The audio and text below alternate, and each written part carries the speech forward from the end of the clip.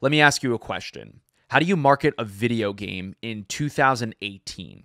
If you're a company like Ubisoft, it looks a little something like this.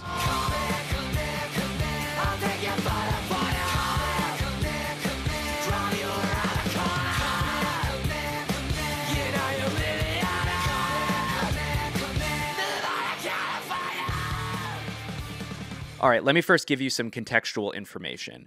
Ubisoft is a huge, successful French gaming publisher that's been around for decades.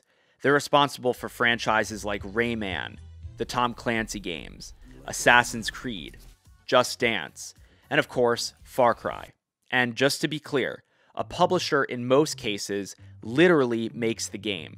Ubisoft is a big deal in the gaming world, and I'd say Far Cry is a big deal too. People love these games. So to get people hyped about the latest entry into the Far Cry series, Ubisoft went over the top with an IRL experience out in California. Myself, lifestyle influencer Sam Sheffer, along with a bunch of media folks, had a jam-packed day's worth of activities, some of which included playing Far Cry 5 on a PS4. The game takes place in fictional Hope County, Montana. Ubisoft brought aspects of the game setting into the real world. They set up an entire compound with different activity stations.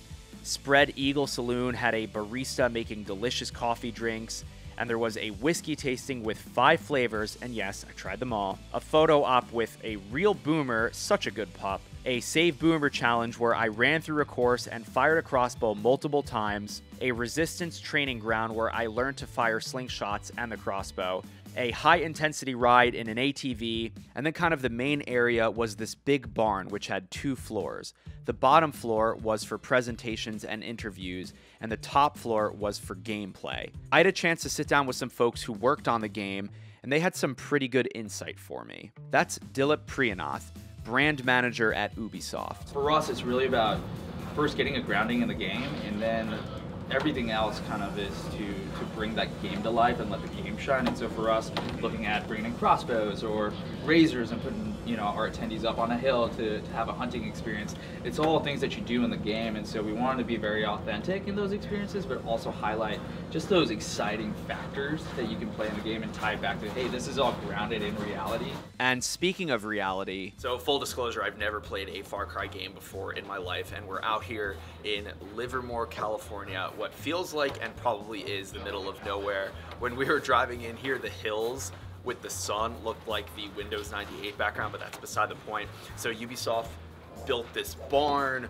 There's a ton of stations upstairs where I just played Far Cry 5 for the very first time. Again, this is my very first ever touching a Far Cry game, and the open exploration world aspect of this thing, like, they throw you down into this game, you do this one really crazy mission, and then you have the option to go explore. There's just, it's so open. The game is meant to be exploratory, and it's not going to give you all the answers, and you have to, as a player, like, they really did a good job of capturing, you are in this environment, you get to do whatever you want. And from what I've played this first hour or so, I'm really liking this game. And one thing that I noticed that I really like about video games these days is when you're playing, there's nothing on the screen. There's maybe a compass up top, but other than that, the screen is completely empty, and it gives it this like really lifelike aspect. I'm enjoying myself so far. And now I've been told that there's some sort of surprise outside, and yeah, let's go see what that is. The surprise was a real-life appearance from Joseph Seed. They used an actor to portray the antagonist in the game, and they had him fly in via a helicopter, land like 30 feet from the crowd. Holy shit, they got the character in real life. And then give a speech very akin to something you'd find in the game. Maybe that monologue was in the game, but I can't be sure. And then he properly dismissed us. Now go have some barbecue. I told you I would feed you.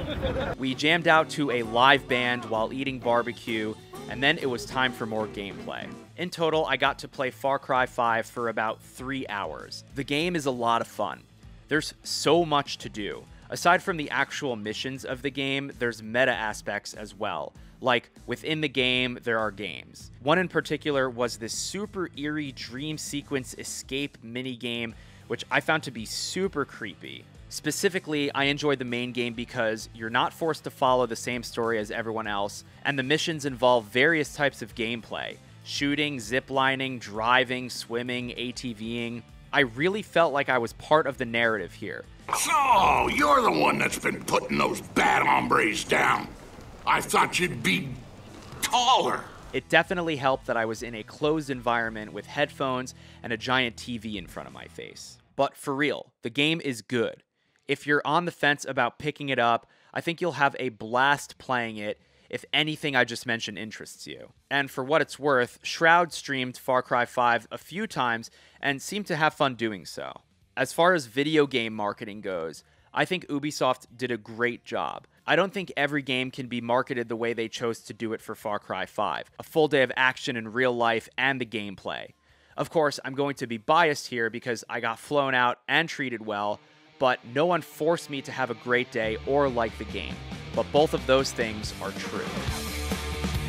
Ladies and gentlemen, thank you for watching. If you enjoyed the video, you might also enjoy catching my Twitch streams. I stream regularly and will likely play through Far Cry 5 in the coming weeks. Twitch.tv/Sam Sheffer or check the link below. See you on stream.